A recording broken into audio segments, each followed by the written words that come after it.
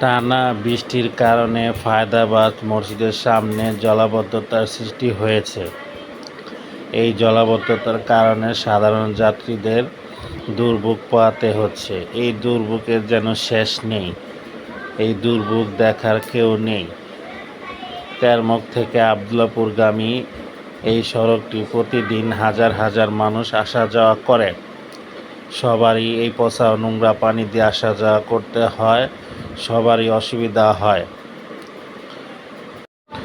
সবাই সাবস্ক্রাইব করবেন, পাশে থাকবেন।